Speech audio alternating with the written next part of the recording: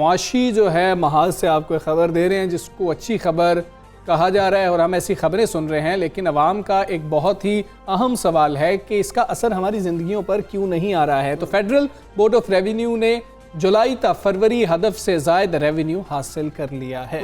Which is very good news, इसलिए कि fail कर रहे थे, हम नहीं हासिल कर पा रहे थे और बड़ा ही जिसे कहते हैं एम्बिशियस एक हदफ मुकर्रर किया है गवर्नमेंट ने इज़ाफ़ा टैक्स का, जिसके बारे में कहा जाता है कि हासिल करना मुमकिन ही नहीं है, रियलिस्टिक नहीं है। लेकिन अब ये रियलिस्टिक दिखाई दे रहा है। एफबीआर ने माली साल के पहले 8 माह में हासिल करदा महसूलात की तफसीलात शेयर की हैं, जिसके मुताबिक एफबीआर ने जुलाई ता फरवरी 2916 अरब रुपए का नेट रेवेन्यू जो है हासिल किया है। ये टैक्स वसूलियाँ इस अरसे के मुकर्रर करदा हदफ 2898 अरब रुपए से ज़ायद है, जबकि पिछले बरस हासिल करदा रेवेन्यू 2750 अरब के मुकाबले में 6% इजाफा हुआ है। और एफबीआर का कहना है कि माह फरवरी में रेवेन्यू नेट कलेक्शन 343 अरब रुपए रहा और फरवरी के लिए मुकर्रर करदा हदफ 325 अरब रुपए था। अच्छा, ये अरब के जो है ना, ये हमें नहीं समझ आएंगे। मैं आपको वो चीज़ बता दूं जो हमें समझ आएगी कि मैं इदारे शुमारियात की आज की जो रिपोर्ट है, महंगाई फरवरी में 8.7% रही। ये तो सबको पता है ना, अंडे खरीदते हैं, मुर्गी खरीदते हैं। आटा जो है, सिर्फ आटे की कीमत में 14.9% इजाफा है, गंदम की कीमत में 32.7% इजाफा है। और सोना जो आपको नहीं आ रहा ना, आजकल नींद नहीं आ रही वो सोना जो है उसकी कीमत में 31.64% इजाफा है। और बिजली जो कि अब अभी तक उसकी जो कीमत बढ़ चुकी है 43.6% इजाफा है।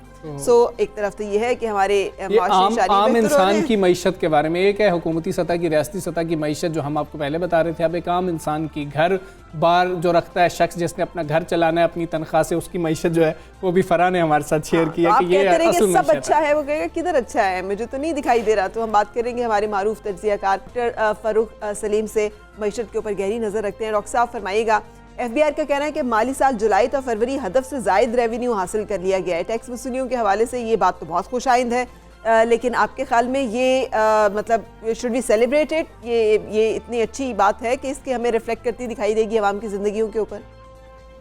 देखिए, मेरा मौक़िफ़ ये रहा है कि टैक्सेस के बारे में हम जब भी बात करें तो पाकिस्तानियों के ऊपर जितना भी टैक्स का बोझ डाला गया है, पाकिस्तानियों ने बेतहाशा टैक्स जो है वो हुकूमत के ख़जाने में जमा करवाया है।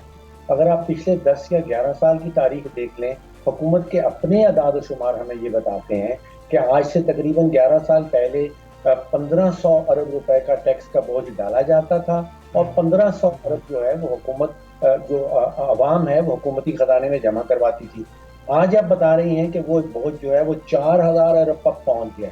तो आप अंदाज़ा करें कि पिछले 11-12 सालों में पाकिस्तानियों ने 1500 अरब से बढ़ के अब तकरीबन 4000 अरब जो है वो टैक्स की शक्ल में हुकूमत की तिजोरी में जमा करवाया है। तो टैक्स तो जमा हो रहा है, मामला टैक्स का नहीं है, मामला हुकूमती खसारों का है, मामला हुकूमती अखराजात का है जो इस तेजी से बढ़ रहे हैं कि आज मैं समझता हूँ कि अगर 100% आमदन, पाकिस्तानियों की 100% आमदन भी टैक्स की शक्ल में हुकूमत की तिजोरी में जमा करवा दी जाए तो हुकूमत के इख्तियार फिर भी पूरे नहीं हो। तो आप देखिए कि पाकिस्तानियों ने जो टैक्स जमा करवाया है वो 10-11 साल पहले 1500 अरब था, आज आप बता रहे हैं कि तकरीबन 4000 अरब पे सालाना बेसिस पे हम पहुंच गए हैं। लेकिन इसी अरसे के दौरान आप जरा सोचिए कि हुकूमत के अखराजात जो हैं, जो आज से 11-12 साल पहले सिर्फ 2000 अरब हुआ करते थे, अब वो 8000 अरब पे पहुंच गए। तो ये टैक्स का नहीं है, टैक्स बोझ बहुत डाला जा रहा है और पाकिस्तानी टैक्स पे भी कर रहे हैं। मामला हुकूमत अखराजात का है, मामला हुकूमती जो खसारे हैं। आप सोचिए कि PIA के अंदर, पाकिस्तान स्टील के अंदर तो टैक्स का प्रॉब्लम जो है वो टैक्स की शरह कितना जमा हो रहा है, कितना मैग्नीट्यूड जमा हो रहा है वो नहीं है। प्रॉब्लम ये है कि हुकूमत एक तो टैक्सेस का सारा बोझ डाल देती है जो कम तरीन आमदन तबका है, यानी कि इनडायरेक्ट तकरीबन 60 से 70% टोटल टैक्सेस जो आज आप बता रहे हैं कि एफबीआर ने अपना टारगेट से ज़्यादा कलेक्ट कर लिया है, उसमें 60 से 70% ऐसे टैक्सेस हैं जो इनडायरेक्ट शक्ल है। और इनडायरेक्ट का ये है कि जैसे जैसे आपकी आमदन गिरती जाती है आपके ऊपर टैक्स का बोझ जो है वो बढ़ता चला। बिल्कुल ठीक है डॉक्टर साहब, एक इसको थोड़ा सा आसान करते हैं हमारे व्यूअर्स के लिए समझने के लिए। क्या आप ये बात कर रहे हैं कि एक चीज़ 2 रुपए की है और उस पर आप 1 रुपया टैक्स दे रहे हैं, और फिर वो चीज़ 4 रुपए की कर दी जाती है तो आपको 2 रुपए टैक्स देने पड़ जाते हैं उसके ऊपर, क्योंकि चीज़ें भी महंगी हो रही हैं। इसलिए सेल टैक्स तो हम खास तौर पे बात कर लें तो वो रेवेन्यू तो बढ़ ही जाएगा, तो आम आदमी को तो नुकसान ही हुआ, ज़्यादा टैक्स दिया लेकिन वो टैक्स देने के बावजूद कुछ रिटर्न में नहीं मिला हुकूमती पॉलिसीज की तरफ से। अच्छा, इसको आसान कर लेते हैं। आप जाते हैं पेट्रोल भरवाने के लिए जाते हैं, पेट्रोल के ऊपर हुकूमत 2 किस्म के टैक्सेस लगाती है, एक पेट्रोलियम लेवी कहलाता है और एक सेल्स टैक्स कहलाता है। अब पेट्रोलियम लेवी भी इनडायरेक्ट है, सेल्स टैक्स भी इनडायरेक्ट है। और इनडायरेक्ट का मतलब जैसे मैं बताने की कोशिश कर रहा था कि जैसे जैसे आपकी आमदन गिरती जाती है आपके ऊपर टैक्स का बोझ जो है वो बढ़ता चला जा रहा है, जिसको अंग्रेजी में वो कहते हैं रिग्रेसिव टैक्स। यानी कि उसको मैं क्या कहूँगा कि जालिमाना टैक्स होना ये चाहिए कि जैसे जैसे आपकी आमदन बढ़ रही है आपके ऊपर टैक्स का बोझ भी बढ़ता चला जाए। तो एफबीआर के अंदर जो है वो इस्लाहात नहीं ला पा रहे हैं। अभी तक 60 से 70% जो है टैक्सेस का बोझ जो है वो इनडायरेक्ट है, यानी कि वो गरीब तरीन जो तबकात है पाकिस्तान के ऊपर उनके ऊपर बेतहाशा है। और जैसे जैसे आपकी आमदन बढ़ती चली जाती है आपके ऊपर टैक्स का बोझ जो है वो कम होता चला जा रहा है। ऐसा नहीं होना चाहिए। अच्छा, ये बताइएगा डॉक्टर साहब, जैसे आपने खुद फरमाया कि जितना मर्जी हम टैक्स हासिल कर लें, अगर हम अपनी जिसे कहना चाहिए सलाहियत को बेहतर नहीं करेंगे तो हम जुर्माने देने में, हम मुसलसल इंटरनेशनल जो मुआहदे हैं उनको तोड़ने में, या फिर जैसे FATF में रहने की सूरत में ग्रे लिस्ट में $38 बिलियन सालाना, यानी इस तरह के वो हम ब्लीड करते रहेंगे जहाँ पर कि हमारे जो है अखराजात हमारी आमदन से ज़्यादा रहेंगे। इसको मैनेज करने का आपको यही हल है सिर्फ कि टैक्स रिफॉर्म्स की जाएं, या इसके अलावा भी कोई और तरीका कार है जो कि इसमें मदद दे सकता है? जी, आपने बहुत अच्छा पॉइंट उठाया है। जो पाकिस्तान में थिंक टैंक ने बताया है कि जब से हम ग्रे लिस्ट में गए हैं तो तकरीबन $38 बिलियन का नुकसान हमें हुआ है, चाहे वो सरमायाकारी की शक्ल में हो या फॉरेन डायरेक्ट इन्वेस्टमेंट की शक्ल में हो। तो हमें फोकस ऐसी चीज़ों पे करना चाहिए जहाँ पे हमें नुकसानात हो रहे हैं। अब अगर आप पिछले माली साल में देखें तो पाकिस्तान में जो रियासती इदारे हैं जिसमें PIA है, पाकिस्तान स्टील है, पाकिस्तान रेलवेज है, इन्होंने मिला जुला के तकरीबन 1800 अरब रुपए का नुकसान किया है, बोझ डाला है। अब आप सोचिए कि आप और मैं महीना भर मेहनत करें और अपनी आमदन इकट्ठी करें और उस आमदन पे टैक्स अदा करें और फिर हुकूमत वो हमारी मेहनत की आमदन जो है वो PIA में डबो दे, वो पाकिस्तान स्टील में डबो दे, वो पाकिस्तान रेलवेज में डबो दे, तो ये मुनासिब नहीं लगता।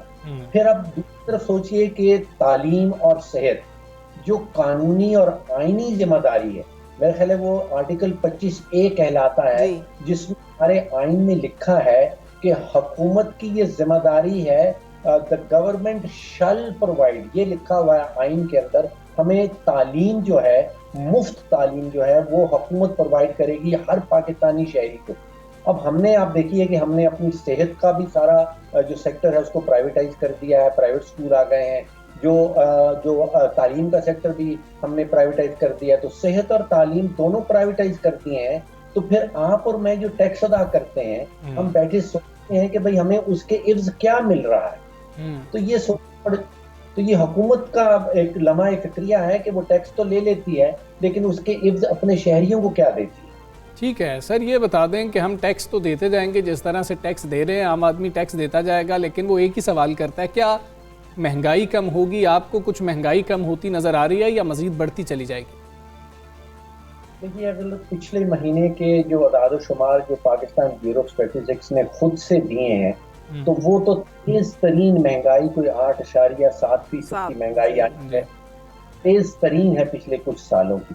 अब मेरा फोकस ये रहता है कि जो खुराक की कीमतें हैं हमें महंगाई उनमें देखनी चाहिए, बिकॉज तकरीबन 60 से 70% पाकिस्तान की आबादी जो है वो अपनी 60 से 70% आमदन जो है वो खुराक के ऊपर खर्च कर देती है। अब खुराक के पूरे खित्ते में जिस तेजी से पाकिस्तान में कीमतें बढ़ रही हैं, पाकिस्तान के किसी और हमसाया मुल्क में इतनी तेजी से कीमतें नहीं बढ़ रही। अब जब हुकूमत सोचने बैठती है कि भाई क्या वजह है, तो आप अगर बिजली का रेट बढ़ाएंगे, अभी आपने बताया कि 45% सालाना बिजली का रेट बढ़ गया है, अगर पेट्रोल की कीमतें बढ़ रही हैं, अगर गैस की कीमतें बढ़ रही हैं, अगर टैक्स का बोझ बढ़ रहा है, तो फिर जाहिरी बात है कि आपके यहाँ महंगाई भी होगी।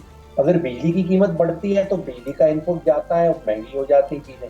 तो जो महंगाई है उसका बहुत बड़ा रोल जो है वो तो हुकूमत खुद प्ले कर रही है। अगर हुकूमत का रेट बढ़ाती है, अगर हुकूमत तेल का रेट बढ़ाती है, तो हुकूमत तो खुद से कंट्रीब्यूट कर रही है उस महंगाई के अंदर। तो हुकूमत को सोचना होगा कि हुकूमत बहुत सारी जो इनपुट कॉस्ट क्या बढ़ाती है, तो हुकूमत खुद से महंगाई बढ़ा रही है। बिल्कुल सही, बिल्कुल सही। बहुत शुक्रिया। डॉक्टर फारूक सर साथ थे और हमें अपडेट कर रहे थे मौशी सूरत हाल जो है उसके ऊपर। वो जिसे कहते हैं cut your coat according to your clothes, ये एक बड़ा मशहूर मुहावरा है कि जितनी आमदन है उसी के मुताबिक अपना खर्चा होना चाहिए। चादर दे के पाँव फैलाओ। अगर आपकी आमदन जो है वो जितनी भी हो जाए और खर्चा उससे ज़्यादा रहेगा तो फिर आपके पाँव जो है वो चादर से बाहर ही। आमदनी अठन्नी खर्चा रुपया, ये वो वाला मामला है कि हमारे खर्चे इतने ज़्यादा